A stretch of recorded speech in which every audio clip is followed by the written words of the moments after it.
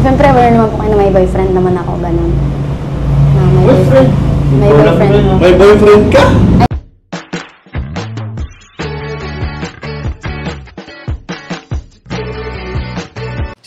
Si Kuya Jens, ano yan, reactor natin yan.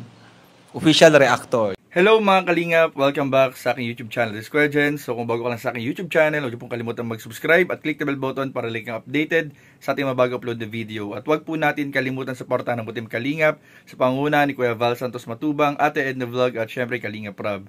At pakisuportahan din po ang mga kasamahan sa Butim Kalingap. Nandyan po ang K-Boys, Kalingap Partner, Kalingap Reactor at lahat po ng charity vloggers sa Pilipinas sa tumutulong sa mga kababayan natin na ngayon may hirap. Suportahan po natin lahat guys. So ngayong araw mga kalingap ay ito naman, kakaibang reaction video naman po ang ating gagawin mga kalingap, dahil sa ngayon mga kalingap ang bibigyan po natin ng reaction video ay patungkol po sa pagbisita ng K-Boys sa isa sa mga Kalingap Angels, si Melka. At dito nga mga kalingap ay may nangyari mga kalingap na hindi inaasahan nila Kuya David at Kuya Nel. Ito po mga kalingap ang ating panonoorin at bibigyan ng reaction video dahil ano nga ba ito mga alam kaya ito ni Kalingap Rob. So tara, panoorin po natin, bigyan natin ng reaction video in 5, 4, 3, 2 Mels, ngayon po mga kalingap, sa vlog na to, di ba Melka, lagi ka namin pinaprank.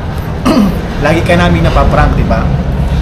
Ngayon naman, babawi tayo. NANI?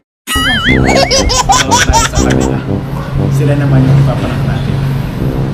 Okay lang sa'yo? Hindi ka. Kasi lagi kang pinapayak eh. Kaya nga, ilang beses ka na akong pinaluha? Madami na po. Madami na? Madami, hindi mo na bilang? Hindi mo na nabilang? Siguro mga 4, no? Okay, ito 4. Pag-prank natin, Melka, kunwari, nabuntis ka.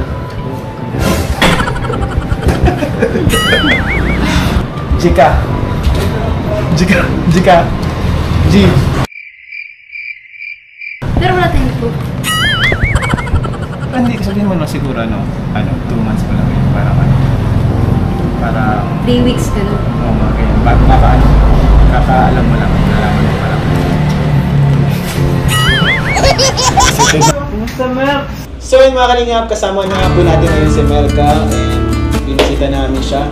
And pagpunta nga namin dito, Mels, sa totoo lang, nag-aalala kami pagpunta namin dito. Kasi nga, napanood namin yung last vlog, sabi nga doon ni Kalingap Rob ay may mabigat ka nga daw na problema na pinagdadaanan. Kaya syempre kami naman, pumunta kami dito para kumustahin ka kung kumusta ka na. Okay naman po. Okay Mabigat ka na? talaga. Ano? Mabigat talaga.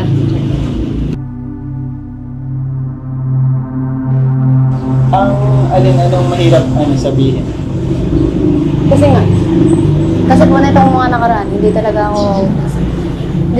halos nag-ano, kasi nung after pong mag-vlog ni Kuya Rob sa amin, pinala ko po sana magsama-sama na lang kila Kuya, lalo na po nung mga walang pasok, gano'n. Tapos, yun, parang dahil nga dito sa pangyayari na ito, parang hindi ko alam kung ano ang gagawin ko, gano'n. Tapos, yun nga, bigla ka pong nag-chat na mga vlog ka, gano'n.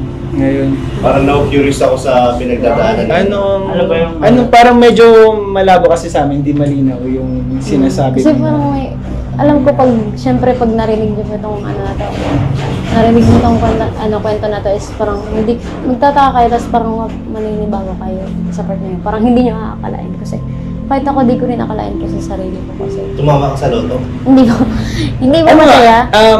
Siguro sabihin mo sa amin kung it's a good thing or it's a bad thing or nalilito na kung sa good thing po or sa good po, sa positive blessing siya para sa akin. Pero pagdating po sa syempre dahil it's a big problem po kasi syempre nag-aaral pa ako. Kasi hindi ko inaasahan na nangyari this part. Kasi nga tungkol ba ito sa business? Hindi po. Tungkol po sa akin talaga. Sa iyo? Nahihiya talaga ako sabihin kasi di ko po alam kung anong gagawin ko, gano'n. Di ko alam kung ano po bang dapat kong gawin para gano'n. Lalo na kapag sinabi ko po kay Kuya Rob. So, sabi mo na ba yan? Sabi mo na kayo, may na pagsabihan na kay Rob? Ano pa lang po sila, ate pa lang. Hindi pa. Sila sa kanila po wala. Ano ba kasi? Ano ba yan? Nakabahan na ako ah. Pa-suspense ka.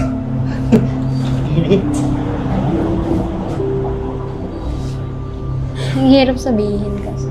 Parang Pero di ba? Pero- si Melka. Grabe, kinakabahan po ako mga kalingap sa ni Melka. Kasabihin. Bro. Hindi, siguro ganun tayo man lang kami. Tayo. Pero okay lang pag sinabi ko po is walang vlog na lang siguro. Walang vlog. Opo, kasi siyempre nakakahiya So, nga po. so iyan. Mukhang Pwede yan, din natin na ano. Opo. Ito lang vlog. Ayoko pong sabihin kasi alam ko pag nai-upload ko is ibabash pa ako ng mga tao. Ayoko na pong mga curious kayo, pero katulad din po sa mga nangyaring last beneficiary, ganun din po. Yung nangyari sa akin is Kaninong halimbawa beneficiary? Kasi maraming beneficiaries eh. nakapuhi kasi. Huwag kang mahiya sa amin. Huwag kang mahiya. Kasi namang yan, i-edit out. Oo, Sakaling cut na lang kung hindi maganda or ano. Hindi talaga pwede. Cut na lang yan. Ano na lang natin, i-cut na lang natin kung sakaling hindi naman Try mo sabihin. Saka, Tingnan natin. ano ko naman, kumbaga dito naman kami para tumulong talaga. Kung ano man niyang problema mo na pinagdadaan. May sakit ka? Oo, baka sa... Wala ka namang... Kasi po itong last time po is, hindi niya naman po, siyempre aware naman po kayo na may boyfriend naman ako, ganun. Na may Boyfriend? May boyfriend. May boyfriend ka? Ay, hindi niyo po alam. Hindi, baka mabash ako niyan pag na-vlog niya.